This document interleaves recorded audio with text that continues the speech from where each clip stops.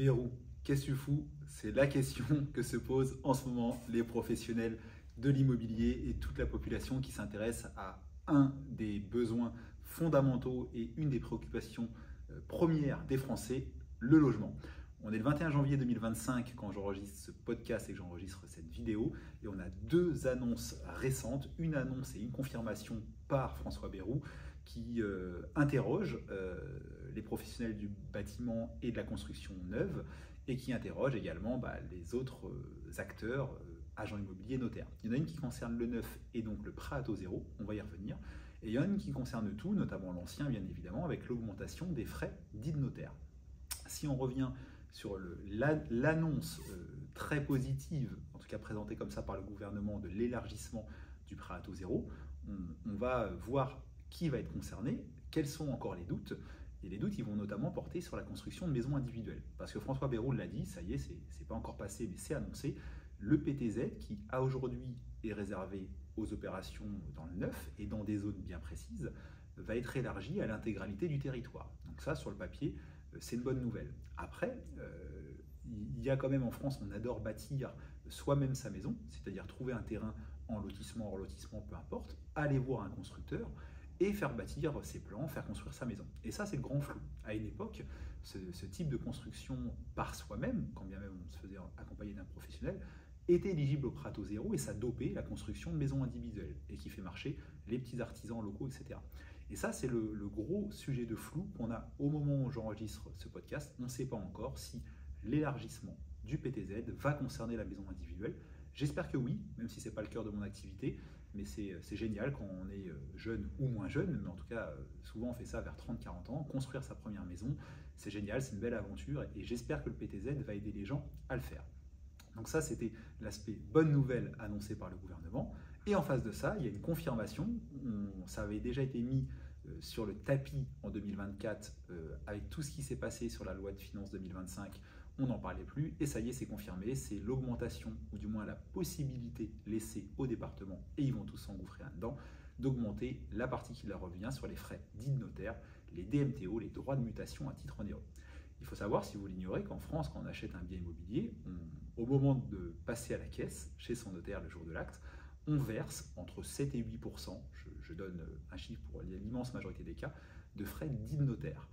Ça représente par exemple sur un montant de 200 000 euros, pour avoir un chiffre rond, ça représente environ 15 550 euros de frais dits de notaire. Alors, si les notaires qui m'écoutent se mettent vent debout en disant non, ça n'est pas pour nous, ils ont raison. Les frais dits de notaire, et les notaires font beaucoup de pédagogie ces dernières années là-dessus, représentent essentiellement des taxes collectées pour l'État et les collectivités. Pour l'État et les collectivités, parce qu'en fait, l'État prend une infime partie de ces frais.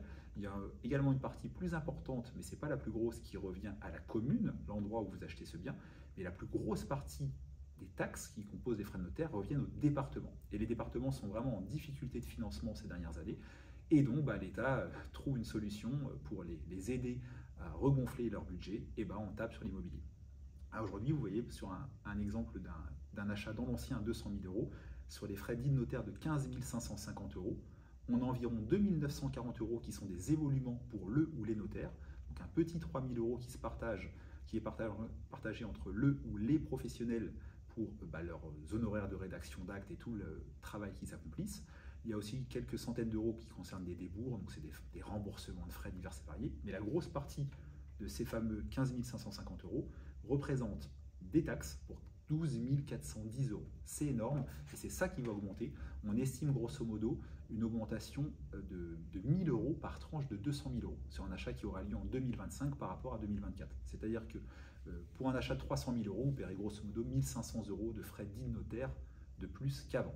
C'est a priori une augmentation qui est limitée dans le temps. J'ai cru comprendre dans les textes que c'est une possibilité qui va s'offrir au département sur 3 ans. Mais 3 ans, c'est long, donc c'est l'effet chaud et froid. On annonce une bonne nouvelle qui va concerner pas tant de personnes que ça, et on annonce une très mauvaise. J'aurais préféré l'inverse. Le neuf, on le voit bien que c'est pour soutenir, c'est mon avis personnel, mais tant pis, je l'annonce, pour soutenir une industrie, l'industrie du bâtiment qui en a besoin, et l'industrie des promoteurs qui a également été sauvée par bon nombre d'achats de logements sociaux ces 2 dernières années. Sinon, certains promoteurs auraient mis la clé sous la porte. On peut se poser la question d'où viennent les finances pour acheter ces logements. Est-ce que derrière tout ça, indirectement, c'est pas le contribuable qui paye? C'est une question que je soulève. Et par contre, l'immobilier ancien, qui fait tourner aussi les collectivités et qui fait tourner tout un tas de choses également liées au bâtiment, parce que les achats et les ventes dans l'ancien génèrent des travaux, génèrent des honoraires et des frais pour toutes les professions qui gravitent autour, les agents immobiliers, les notaires, les diagnostiqueurs, les géomètres, etc. Donc on a en théorie, par François, une annonce positive, une négative. J'aurais préféré l'inverse, j'aurais préféré qu'on dope l'ancien que le neuf, mais c'est comme ça. N'hésitez pas à me donner votre avis sur la question en commentaire si vous êtes sur TikTok ou sur YouTube, où seront diffusées ces vidéos. Et si vous écoutez en podcast, je crois qu'il n'y a pas d'interaction possible, vous pouvez pas me mettre de commentaires, mais vous pouvez me trouver sur tous les réseaux sociaux, notamment sur LinkedIn, où je me ferai un plaisir d'échanger avec vous. Donc Bérou, qu'est-ce que tu fous? François, dépêche-toi. C'était le jeu de mots du jour. Ciao.